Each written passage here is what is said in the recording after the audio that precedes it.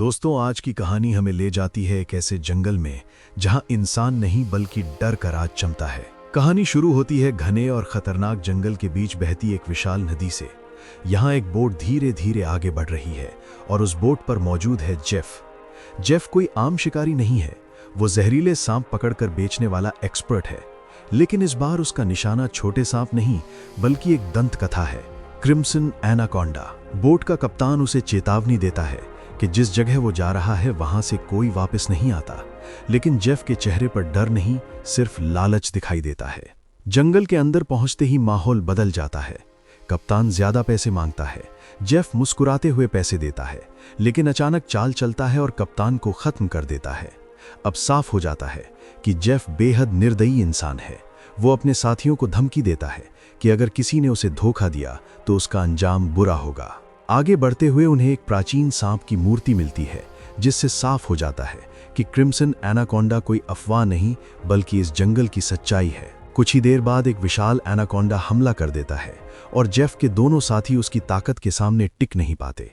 Jeff उन्हें बचाने की कोशिश नहीं करता क्योंकि वो चाहता है कि सांप व्यस्त रहे और उसे मौका मिल जाए। लेकिन तभी जंगल में अजीब हलचल शुरू हो जाती है। जानवर भागने लगते हैं और सांप अचानक गायब हो जाता है। सीन बदलता है और कहानी पहुंचती है एक सर्कस टीम पर। सर्कस बंद होने वाला है। तभी एंट्री होती है बिल यंग की।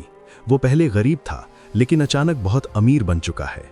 वो पूरी सर्कस टीम को खरीद लेता है और थाईलैंड ले जाने का प्लान बनाता है। रास्ते में नदी का रास्ता कंटेनरों से बंद मिलता है। कैप्टन उन्हें उड़ाने का फैसला करता है। धमाका होते ही सैकड़ों जहरीले सांप बोट पर गिर जाते हैं और अफरा तफरी मच जाती है। लैनी समझदारी दिखाकर पानी के प्रेशर से सांपों को नीचे गिरा देती है। इसी दौरान बिल नदी में कूद जाता है और उसकी मुलाकात जेफ से होती है। जेफ खुद को एक फंसा हुआ एक्सप्लोरर बताता है और टीम उसे बोट पर ले आती है।